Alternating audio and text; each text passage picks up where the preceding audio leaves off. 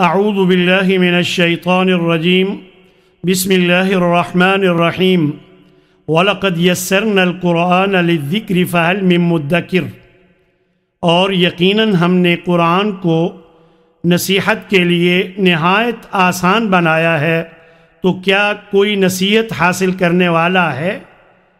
اللہ تعالیٰ کے اس فرمان کے مطابق یقیناً قرآن آسان ہے۔ ہمارے ہاں طریقہ ہائے تفہیم قرآن جو رائج ہیں، ان میں ایک طریقہ دروس قرآن کا ہے، اور دیکھا گیا ہے کہ ان دروس میں بہت کم لوگ توجہ سے سنتے ہیں اور بہت جلد سب کچھ بھول جاتے ہیں۔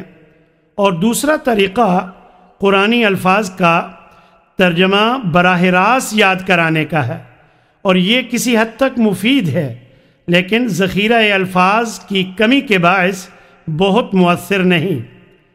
قرآنی آیات کا ترجمہ و مفہوم گہرائی سے سمجھنے کے لیے سب سے زیادہ مفید اور مؤثر طریقہ گرامر کا ہے، لیکن اکثر لوگ قرآن سے محبت کے باوجود گرامر کو مشکل سمجھ کر اس راستے کو نہیں اپنانا چاہتے۔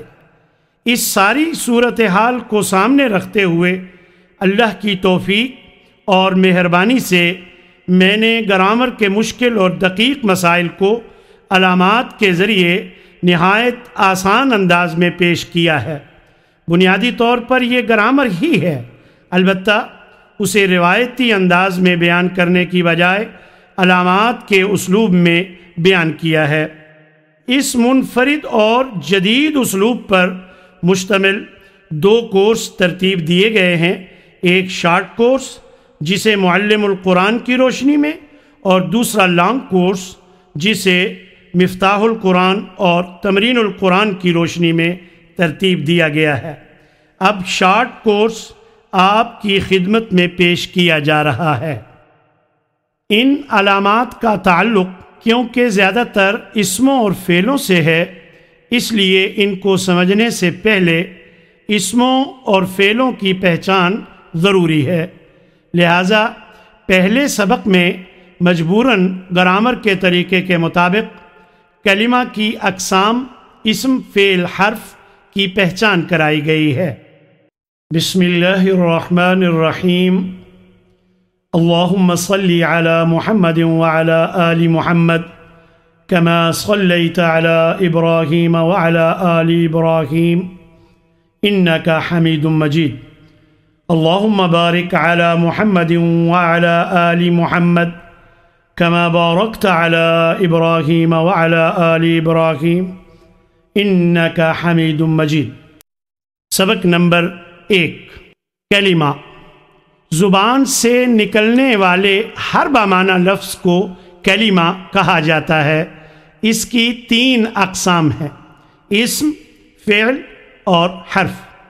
اسم جو کسی شخص، حیوان، چیز یا جگہ وغیرہ کا نام ہو یا صفت ہو، مثلا محمد، ابراہیم، یوسف، اسماعیل، بقرۃ گائے، ناقۃ اونٹنی، الکتاب کتاب، القلم قلم، مکۃ مدین، منافق منافق، شاعر شاعر، کافر کافر، فاسق فاسق۔ اسم کی تعریف میں صفت کو اس لیے شامل کیا گیا ہے کیونکہ اگر اسم کی تعریف میں کہا جائے کہ اسم نام کو کہتے ہیں تو یہ تعریف غیر مکمل ہوگی، کیونکہ بہت سے اسم ایسے ہیں جو اسم تو ہیں لیکن نام نہیں ہیں، مثلا منافق، فاسق، کافر، کبھی کسی نے نام نہیں رکھا۔ یہ تمام الفاظ صفات ہیں، نام نہیں ہیں، اس لیے صفت کو اسم کی تعریف میں شامل کرنا ضروری ہے۔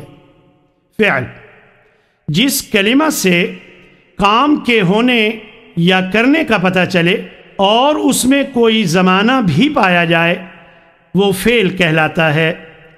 مثلا نصر اس نے مدد کی، کفر اس نے کفر کیا، ترک اس نے چھوڑا، جمع اس نے جمع کیا، صبر اس نے صبر کیا، یخلق وہ پیدا کرتا ہے یا کرے گا، یعلم وہ جانتا ہے یا جانے گا، یؤمن وہ ایمان لاتا ہے یا ایمان لائے گا، نعبد ہم عبادت کرتے ہیں یا کریں گے۔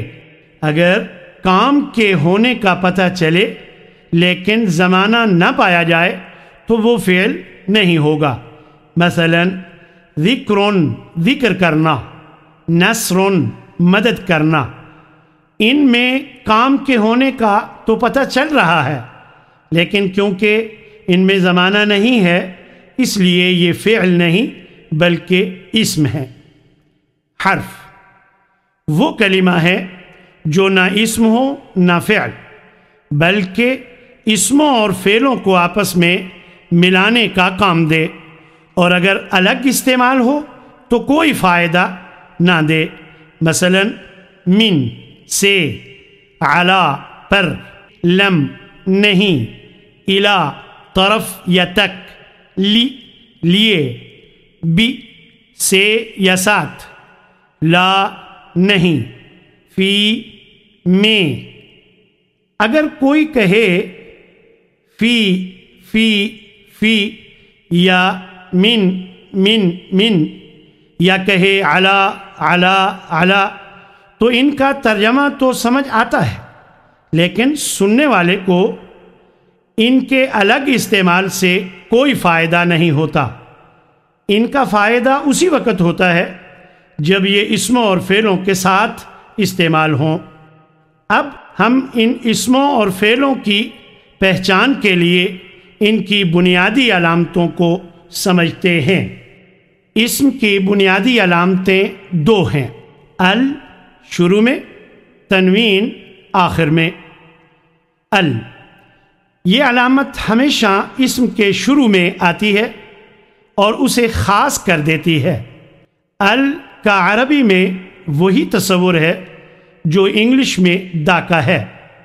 الرسول رسول، الکتاب کتاب، الارض زمین، المسجد مسجد، العمل عمل، السماء آسمان۔ تنوین ڈبل حرکت، دو زبر، دو زیر، دو پیش کو تنوین کہتے ہیں، اور یہ علامت ہمیشہ اسم کے آخر میں آتی ہے اور اس کا عام ہونا ظاہر کرتی ہے۔